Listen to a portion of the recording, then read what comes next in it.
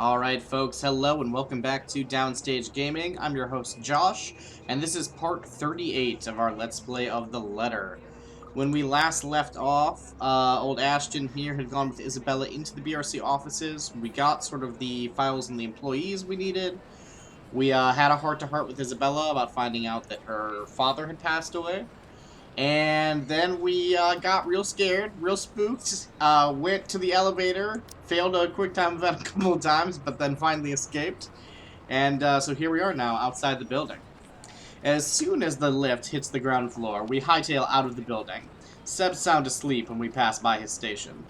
However, in the face of what we've seen, everything I've faced tonight, we really can't care less who still sees us on our way out.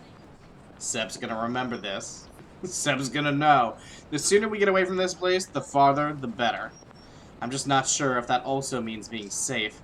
She almost got us, damn it. The fucking thing almost had us. Shit, it was only by luck that we managed to get the fucking elevator unstuck. I can see many possibilities in which that didn't happen. Had the blasted thing not worked in the last second, I need some air. Fresh, breathable air that doesn't stink like death and gore all at once. I'm panicking. Christ, losing focus. With another person here, I can't afford that right now. Isabella hasn't said anything, but I know she's more shaken than I am. I can't lose it when another person's depending on me. Remember your training, Frey. Remember why you are here. Another deep breath, and soon I'm starting the engines and driving us off. After that little incident, somewhere open would be good. Someplace I won't get trapped. Yeah, I had a feeling that might be the park then. Luxbourne Park brings a welcome relief, though only by some. The chill that has seeped in my bones is still there, furling and unfurling underneath my skin. If I don't move, if I don't busy myself with anything, soon my brain will go haywire. It's the last thing I want to happen when there are plenty of things to do. But this already answers all of it, doesn't it? Those deaths? Just how many copies of the letter are out there? Isabella can't have the only one if other people are also getting cursed. That's a great point.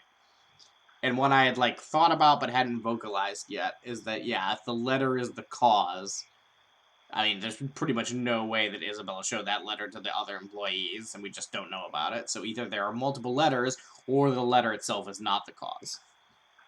Could it be that the one she has shown us is just one of 5, maybe even more? That whole pass this to 5 people business is ridiculous, but at this point, is it still? Yes. I'm fairly confident, based on Marianne's end.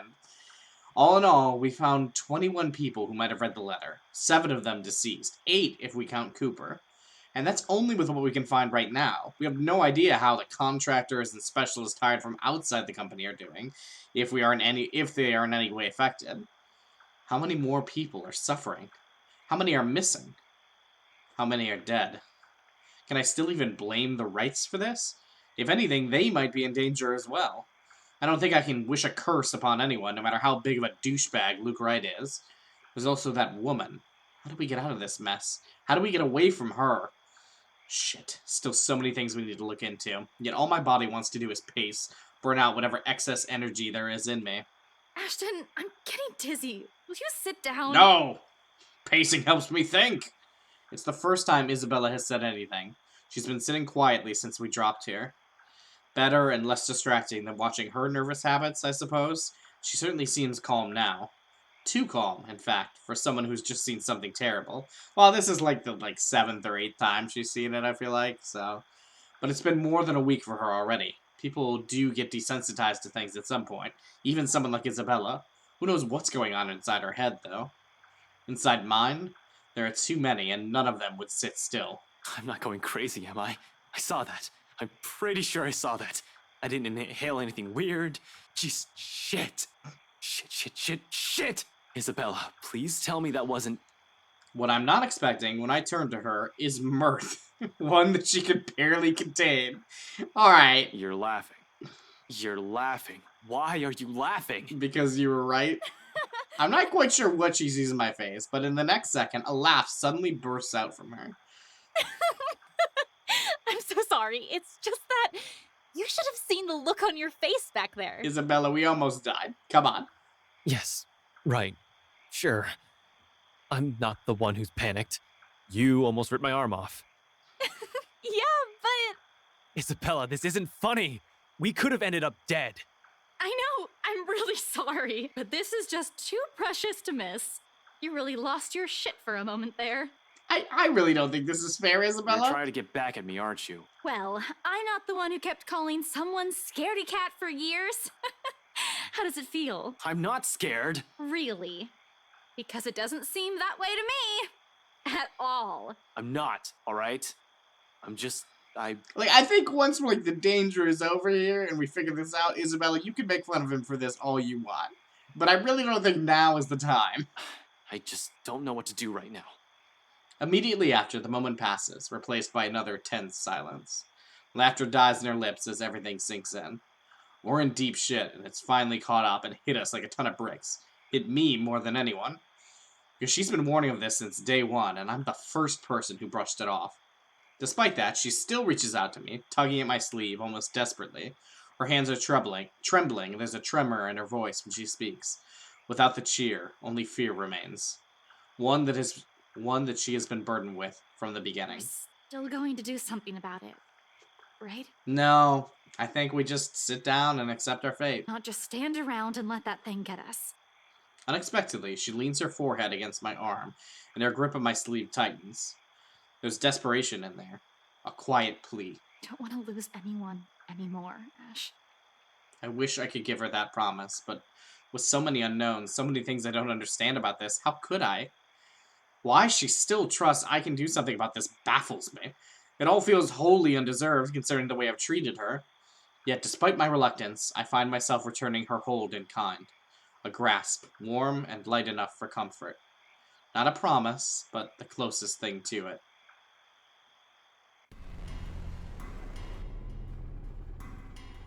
Into this music. Darkness blurs the edges of my vision. Black tendrils twist and coil around my limbs.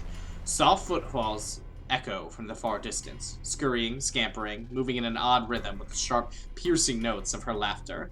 A scream threatens to burst, but my throat closes off. Ever so slowly, a chill seeps into every nerve in my body, wasting away every sensation in me, apart from one. There is only fear. Once again, her laughter echoes, a sound both bitter and unforgiving.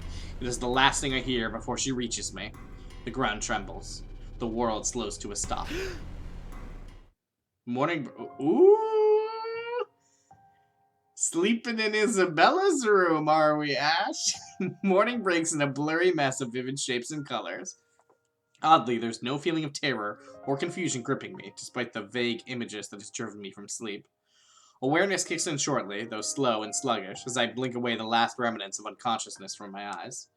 The early morning light already streams from the open windows, when the memory sets in and the room finally comes into focus. Isabella's apartment. Pushing myself upright, my eyes wander idly toward her prone form. She's hunched over the coffee table, both her arms under her head while she continues to rest. Then, to the chaos of papers and folders we've left scattered over it before sleep has claimed both of us, we bunkered down here last night, after both our nerves had calmed down, mine for the most part. Staying together was an unspoken invitation. And anyway, I'm pretty sure neither of us wants to remain alone when there's that woman. I mean, that's the thing. Like, I feel like everyone's gonna be banding together here at this point. Is she still one in the first place? One that we'd normally call a human? Can it still feel guilt? Does it understand pain? Fuck. I'd rather get charged for breaking and entering than mess with whatever that thing was any day. Not that thinking about this still matters, when all our lives are in her hands. She's dangerous. If we don't do anything about her and this curse, we'll definitely be pushing daisies soon. I can't let that happen. I've dallied on this long enough, left all my friends in harm's way after the warnings they've all given me. Besides, beneath the terror and the adrenaline that keeps me running, knowing what lies ahead for Isabella makes it hard not to take action. The paper sitting on the edge of the table calls my attention. At this, light against my hand when I reach for it. It has caught my eye the night before, but with the lot we still need to go through, I simply ignored it. The logo emblazoned at the top of the page, however, provides this paper a whole new meaning. Not for me, but definitely for her. A scholarship grant, huh? I've only ever heard her talk about this once or twice, completing her degree, that is. She rarely goes about it in great detail, preferring to keep it to herself. Perhaps it's the fact that she thinks she's already too old to be chasing after it? Never too old to chase after your dreams, Isabella.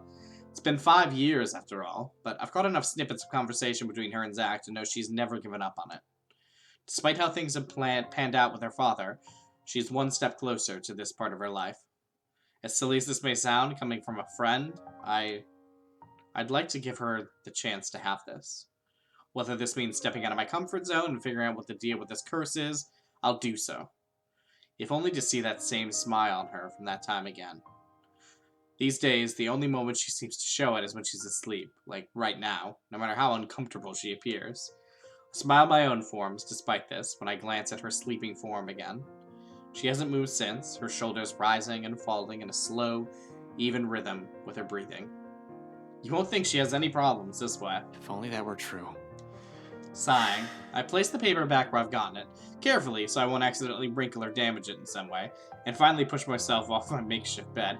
I want to clear off some of the noodles too, just make sure you don't get any noodle juice on it. Isabella shifts when I carry her off from the floor and over to her bed, but doesn't wake, simply tucks herself comfortably under the covers I pull over her. Briefly though, she mumbles something to herself and draws in another deep breath. Becca, Ashton's being dumb again. I then drop her on the floor and start kicking her. She drifts back to a deeper state of sleep after, like it hasn't been interrupted by the slightest movement earlier, but the small smile on her lips remain. Once I find myself returning in kind. Who sleeps like a rock now? It's better this way. Better to leave her to her dreams for the moment, which I hope are better than the ones I've had. She'll have time to worry about our problems later when she wakes up. For now, this will be another thing I don't want to take away from her. A moment of respite, no matter how fleeting. She deserves it after everything she's been put through, what I've put her through. In the meantime, I still have 2 other people I need to check with. Isabella will definitely get in a tizzy if I don't check on them. Cold, Luxborn air meets me upon stepping out of the hallway. Not unusual in itself, this is what Luxborn's weather is supposed to be. A bit cold, damp for the most part, and more often than not terribly drab, with an occasional sprinkling of rain every few hours. The sky's still clear, but I'll give it a day or two before the weather takes a turn for the worse. I've complained about the awful rains for years, despite having lived here my entire life. Have to admit, though, seeing it return to the usual feels extremely reassuring. At least something's still normal in the world, when I can no longer think the same for the situation we're in. A nightmare. That's probably all this is. Usually I'll say, I've been through worse, but that's simply another lie I've often told myself, isn't it? And I fed myself a great deal of lies through the years, just so I wouldn't have to think about it the next day. Maybe we won't even have this problem, if I hadn't been running away and ignoring things, hiding them someplace no one will see, because I've since believed doing so is a show of weakness. Fuck do I know about ghosts, though? Time to learn, boy. What is Zach? What is Rebecca? Z-Man has mentioned dreaming about a woman. Whether it's the same one we've been seeing, I've yet to ask. Really feels like something we should have asked. Bottom line, he likely knows as much about this as I do. Yeah, Rebecca's probably in the same boat, grasping for anything that might provide an answer, a way out of this. What can any of us do when all of us lacks an understanding of what's happening? One thing's clear about this, however. That thing is after us because of the letter. Both Rebecca and Zach have seen it, too. She will go after them as well. Yet here I am, walking up Becca's door, one slow step at a time, a stalling tactic to allow myself some time to put the mess in my head in a better order. How to phrase this when there's a 90% chance she's still pissed about a whole different matter? It's the only reason we didn't check on her last night, aside from the ungodly hour Isabel and I arrived. Well, only alarm her by showing up in her home in the middle of the night, acting like babbling lunatics, and her anger can last quite a while. These days, it seems the only one she can easily forgive is Isabella, but even with her, Becca's fuming still takes hours. I run my hand through my hair and straighten out my jacket before knocking. Once, twice, and 3 times, just to be sure she has heard me, even if she is asleep. She's usually awake by now, though. Hey, Becca, it's Ash. Open up. Don't tell me you're still in bed. Seconds tick by. No answer from her, and dread has started to creep up. I have been trained to handle dire situations, but the feeling has been doing that quite frequently since last night. My mind begins to anticipate the worst, and the next minute concern has mixed in with my thoughts, and I bang my fist on the door, louder this time. She'll definitely be livid, but I'd rather face her wrath than a dead body. Becca, it's Ash. There's something we need to talk about right away. Open up, I know you're... Your girlfriend left early this morning, pretty boy. Now you listen here, Mr. Good Looks. We don't like you coming around this place no more, you hear? So if you could do us a bloody favor and shut up, that'd be real fucking polite. My hand pauses, short of landing another heavy knock. From the other unit, Rebecca's other neighbor peeks in through his door, though I see nothing but a bundle of blankets. Well, was he peering out his window to see Becca leave? I'll say they need help from being devoured by their sheets, but it sounds like he's just fine. He's a huge asshole, too. Course of action, so people like him won't ruin your day. Act like the nicest person on the planet. Has done me wonders when I was a rookie patrolling the streets. No need to match his temper. Oh, did she say where she was going? I don't know. She said something about meeting someone or something, in case Filipina girl over there asks. So what am I, her keeper? You know, some people want to sleep in on a bloody Sunday, so keep it down. Just looking forward to this weekend. Thanks, you damn git. I mean, this was going on for like 10 seconds. Like, I understand being annoyed if, like, you wake up and you hear him yelling, but, like, you know, as long as it stops within, like, a minute, you just go back asleep. Well, there's no need to be an ass about it. I'll get out of here. He slams the door shut without warning, but not before muttering a string of very colorful words about me. Probably thinks I won't hear him inside the four walls of his apartment. Jerk. And at the end of it, a sigh. So Rebecca's not here. Must have missed her by an hour or so, but at least she's not alone. She should be safe, in theory. She's got a couple more hours, I think. More so if the person she's meeting with is who I'm thinking. Nevertheless, I still can't help but worry. It's an easy thing continuing down increasingly darker lines of thought. Attack brashly to find out where she is and go straight there without deliberating on my actions first. There's Zach to boot. Rebecca's not alone, but I can't say the same for the big guy. A simple phone call to both of them should do the trick. It'll ease my nerves at any rate. It's better than rushing over to Zach's place or assuming Rebecca's whereabouts and finding out they're not where I've guessed they should be. Assuming the worst will come next, which I'd rather avoid this early, any other reason I won't bother them, but an emergency begs for urgency. This is one, right? Even if it isn't, anxiety from concern dulls my judgment, something I most certainly can't afford to lose at a given time, especially right now. Any means to calm down, any means to calm it will do wonders for the muddled mess my mind is already in. Ooh, who's Abigail, Ash? Tell me more about Abigail. Pulling up my phone, I thumb through the screen until it ends up in a group with only Zach, Rebecca's, and Isabella's number listed. Other people will probably say I keep too few friends when they chance on this. To some extent, it's true. I can easily name about 100 people I've been acquainted with through the years. Colleagues, blockmates from uni, neighbors, those sorts of people. They all come and go. But these three have chosen to stay for some reason, without wanting or asking for anything. Unlike the others, none has Zach's kindness, Rebecca's patience, nor the sincerity in Isabella's eyes. One day, these guys are just there. The next thing I know, being with them eases it. That heavy, somber feeling lingering in the air when you stand alone in your apartment, or something as simple as spending your day off without anyone. I'll say it's loneliness, but this carries much more depth than that. If I can help it, I don't want to lose any of them to some stupid curse. A phone call may be the least comforting thing at the moment. Honestly, I prefer being in the same room with them right now, but I'll take what I can get. Becca first. She'll get angry at me for worrying about her. She isn't some helpless damsel in distress, after all. She isn't the shy little girl I knew when we were children. We're already far from the people we were back then, but that's more than enough reason to check in on her. I don't have to imagine her taking anything head-on. She'll do it instead of asking for help when she needs it. I don't care if she gets mad at me, if only to know that she's fine.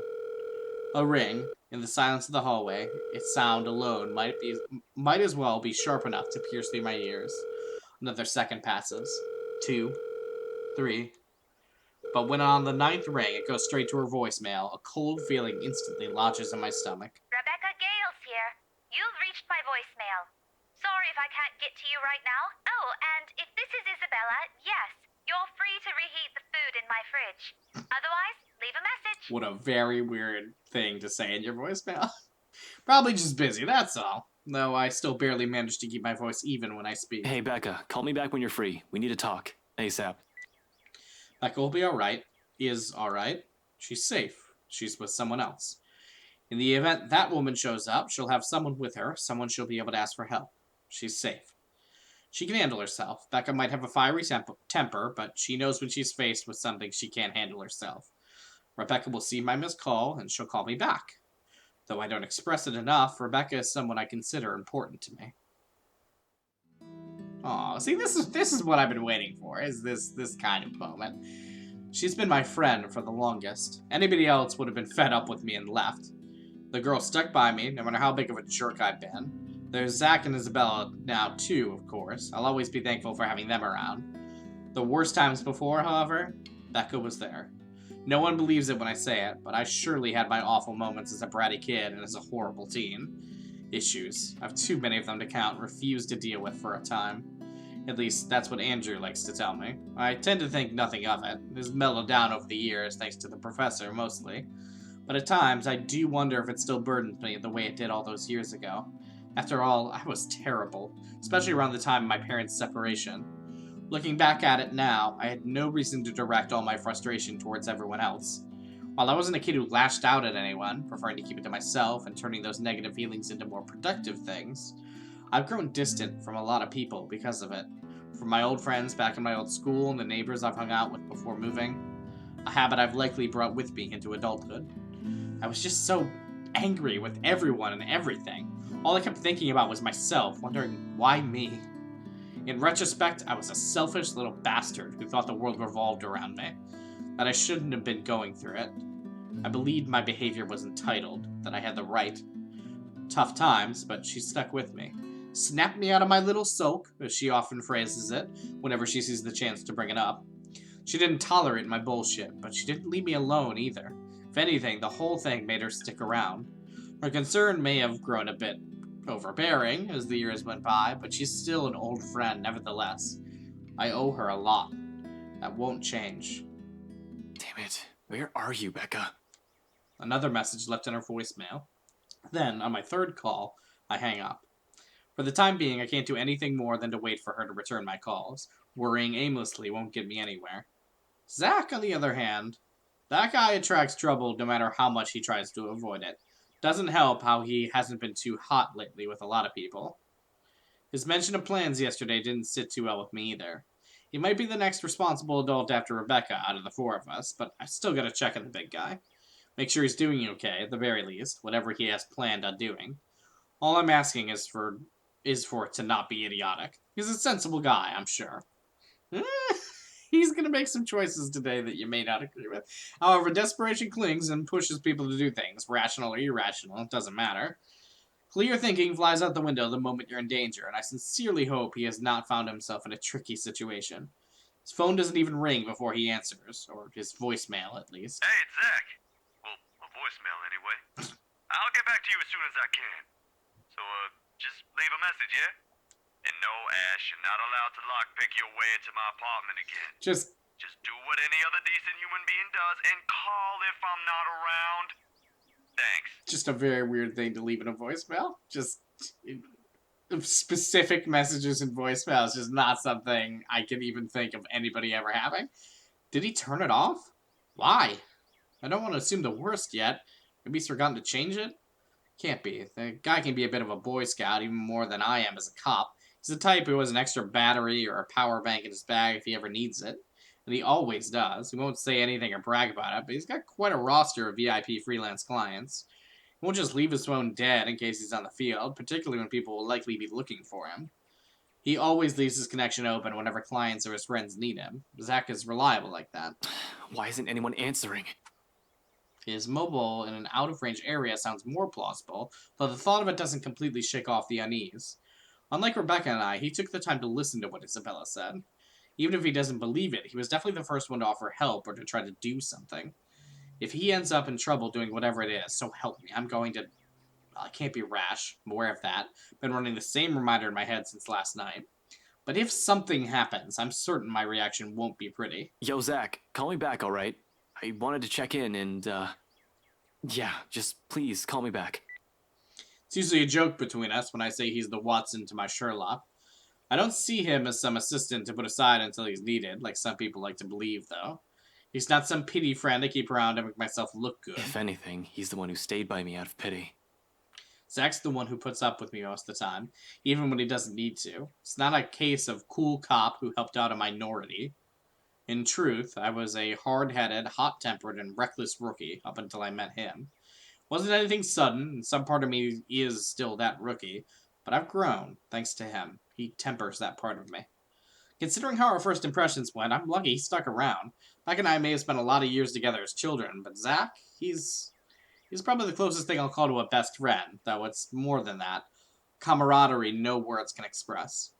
He has my back, and I'll always have his. He's a brother I've never had the luck of ever having. Only child and all. And I have every reason to worry about my brother. Becca's neighbor did say she went to meet with someone, no specific names. If I'm wrong and she's not with Professor Clark, then maybe it's with Zach. They've never been close, but it's not the kind of awkward friendship where meeting together remains out of the question. Regardless, I continue dialing for his phone another 3 times, like I've done with Becca's. In the end, after the 3rd attempt with no one answering, I stop and cut the call with a ragged exhale. Waiting game it is, then. I've been trained for those. Hell, I'm used to them. Just hold on there a second, because I do need to see where we're at. Okay. That's interesting. So we are post Zach is in jail. Or is at least on his way to jail. We are currently in between Becca finding the information in the library and Becca about to die. So I wonder if we're going to see this call in a second. Just not when it comes to people I'm close to. Much as I keep reminding myself to maintain a level head, it's a whole different matter when it's someone you know. Personal feelings will likely get involved at some point. Starting now, actually, with the anxious strings coiling and uncoiling, causing a racket inside my stomach. It annoys me that all I can do right now is grit my teeth and trudge back to Isabella's apartment. Useless. That's what I am in the face of this. A mad dash around Luxport and Ansem isn't going to help things. It's not like I'll simply stumble across them on the side of the road during a drive. This city's too big a place for one person to go searching for only 2 people. I'll be lucky if I ever glimpse the hair of either of them. With one last frustrated glance towards the open sky, I slip back into Isabella's apartment and slam the door behind me. Might have already grown used to this, but the waiting will always, always be the hardest part. More so when it's the people you care about. Ash, did you really have to shut it like that? Yeah, I mean, that's all the more awkward, that this whole bit, just knowing what the fate of Becca and Zach is about to be. This is not the first time I've seen Isabella like this. Standing casually by her kitchenette, a ladle in hand, keeping an eye on whatever's stewing on the stove while humming a soft tune under her breath. 5 years ago, it had become a common sight after the 3 of them, including Zach and Rebecca, found a mutual interest in cooking. After that, whenever our schedule allows it, one of them will invite everyone to dinner or lunch instead of eating out. Rebecca prefers it that way. Healthier, she claims. Zach's just too happy to be able to cook for everyone. Isabella, on the other hand, well, as long as there's food, she's happy. Me, I've been banned from the kitchen ever since the pressure cooker incident. Easier times. Good times. Right now, however, the same scene brings an odd sense of normalcy. A strange fit with all the things going on around us. Not unwelcome, only bizarre, I suppose? Isabella doesn't follow up on her question earlier, but she does raise an eyebrow my way when I take too long to answer. For that, I only offer a casual shrug in response and a short answer. I've checked with Zach and Rebecca. I'm just waiting to hear back from them. I'll add an a quip or 2 for her if the timing for a joke isn't off or doing so won't be inappropriate. I don't want to alarm her either. There's no reason to, yet. Till I've received an answer from Rebecca or Zach, whichever comes first. Nevertheless, it's clear she has plenty of questions. It's right there in the subtle crease between her eyebrows and the inquisitive gleam in her eyes. Curious as she is, though, she decides against voicing all of her questions out. Instead, she shifts her attention back to the stove and gestures vaguely with her hand in the couch's direction. Well, if we're going to wait for them, don't stand around there. It's getting distracting. You're just cooking. How am I distracting? I don't know. Something might explode again, maybe. Zach's kitchen ban for you is also in effect here, you know.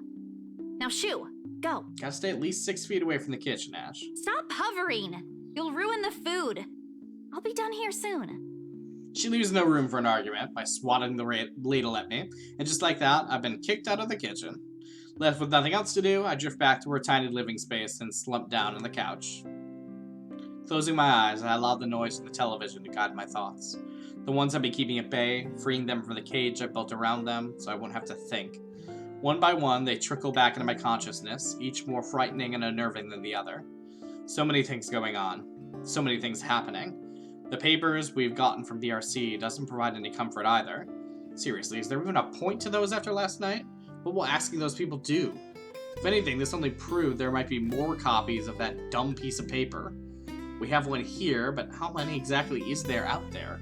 More importantly, how do we get out of this stupid mess? Ashton. Damn it, I haven't felt this kind of bone-weary exhaustion in I years. don't want to think what might happen next in case I miss something. Shit. Rebecca, Zach, Isabella. They're all depending on me, and Ash!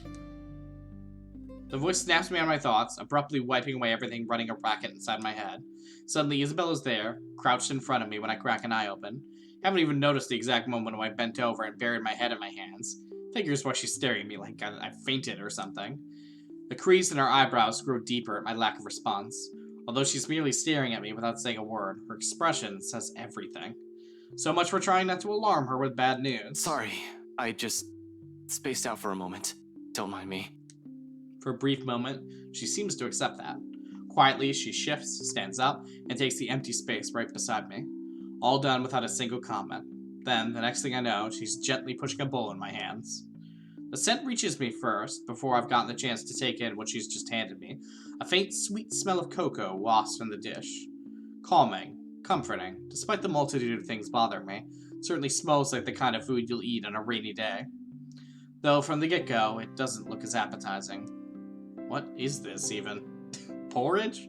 Why would you put chocolate in it? And milk drizzled on top?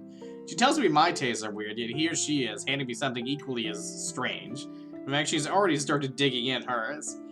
I'm just not sure if the taste will be equally as appealing. Well, give it a try, Ashton, you jerk. Before you start your judging. Baffled, I glance her way. She offers no immediate answer, simply continues eating as if she hasn't done so in a week, with her focus solely on the television. She's not watching, however, just listening. It's a background noise, the voices from it seem too cheerful. A welcome distraction, if anything. It's only after she finished off half the bowl does she acknowledge the question in my eyes. With a sigh, she cradles the dish in her lap and looks down at it. Briefly, her lips part, then closes, a hesitation, though I don't push her. There's a distant air on her, as if she remembered something that warrants a poignant thought. When she speaks at last, it's in a tone too careful, like she's still weighing her words, considering the proper phrasing for it. Yet, sincerity underlies each syllable once they are out in the open. You should eat. Back at home, Mama would never let us leave the house if we hadn't eaten breakfast yet. Even Papa has got an earful when he tried. So eat. You'll need it. She returns to her food afterwards, while I can only stare at the one she has proffered not a few minutes ago. Warm against my hands, tempting me to take a bite. Not that I don't appreciate this, but what good will this do? Zach and Rebecca's both out there. Who knows when that ghost will show up again? Even in our dreams, we're not safe. But that's it, isn't it? We don't know when, and at present, we have a chance at respite, maybe the only one we'll have. Even if it's as mundane as sharing food between us, quietly, just seating side by side like this, without exchanging any words. The intent hangs unspoken in the air, something that probably goes as far back as the second she offered food. Still, in the end, Isabella never pushes it, rather she lets her own silence convey her hope. Whether I'll allow myself that break, she leaves it up to me. Oh, of course we're gonna take her off. Thank you. Kidding me? Come on. Yes, come on. Is it a joke? We're trying to get you two together. Come on. The words roll off my tongue, awkward and unfamiliar, far removed from those jests and quips we've shared. Yet she accepts this with a smile and nothing more. Regardless of everything left unsaid, the sight of it brings comfort, more so than any generous offer of food can give. Though we both lapse into silence after as we finish our food, there's ease in it, in the muffled sounds of Luxborn filtering the room. In the light streaming from her windows and the faint draft occasionally drifting in, catching the loose tendrils of her hair. In the way her voice falters when she tries to form words. And despite the horror looming over us, I find myself wishing for the minutes to slow, for the seconds to last. But ultimately, she's the one who breaks it. Softly, after a minute's pause, and words mumbled under her breath. Sometimes silence simply compels us to speak. I've been wondering, before last night, before Mama told me the news, what if Papa passes away, despite everything? That sort of thing. I know it's not good to think about, but I also knew it was getting worse. Mama won't say anything, but I've always known that one day, he'll eventually. She releases a sigh as her grip on the bowl she still holds tightens. There are no tears, but she might as well have them with how weak her voice falls. Are there even any left? I don't know what I'm going to do. Before, I can easily say it's because of Papa. Now, I don't have anything. You have that scholarship from Lux U. Were you going through my personal papers while I was sleeping last night? I don't really have to. You left it sitting in the open, right there on the table. Almost like you wanted me to see. Like there's still anything to hide, she snatches it away from where I placed it back earlier, except there's no anger or annoyance in her face when she looks at it and rereads every line with a pensive expression. After a short while, she folds it neatly along the creases and sets it I back. don't even know if this will work out. Well, if it doesn't, what about that exhibit you've been planning with Zach? Do I even have to ask where you got that? Zach sucks at lying. You have no idea how easy he is to read. It was all in his face when I asked about it, and anyway, if that doesn't pan out too. I trail off, hesitating. It's so weird. Like, you're trying to cheer up. It's like, well, yeah, but if you fail at both of those, then I guess there's, I don't know, there's something. But you might fail at that as well. Who knows? I trail off, hesitating, measuring the weight of my next words. Genuine as they are, part of me believes they're a burden, too heavy to impose upon her. Because no matter how much I want her to stay, we are not what ties her here. I see. It'll be selfish to ask that of her, more than anything. Her family will always come first. I say it, nevertheless, if only to let her know that no matter what her choice will be, there will be people here whose lives her mere presence has changed. Mine most of all. You have us. The words startle her to a pause, and slowly she turns to me, her eyes wide, disbelief all over her face. But before regret forces an apology upon my throat, her expression dissolves into something I can't quite place. Okay. Alright. Something distinctly softer, more tender, familiar. Almost in the same manner she glanced at me years ago, that day at the bridge. However, I don't get the chance to figure out what it all means for her. Oh no. All of a sudden, my ringtone breaks the moment, and just as fast, both our attention shifts towards the source. Can't even enjoy the ringtone, because I know what's coming. Before things can get awkward fast, I stand up and leave the room while muttering some flimsy excuse to answer my phone. Sorry, let me just take this call. It's probably Zach or Rebecca. Really, I know we're in a pinch, but their timing can't get any worse. Alright, folks. Well, we are going to have to take this phone call and see what awaits us with it next time, though I think we may have a pretty good idea of what awaits us, but I'll be curious to see Ashton's reaction to it. Until then, this has been Downstage Gaming. I've been your host, Josh, and I will see you all next time.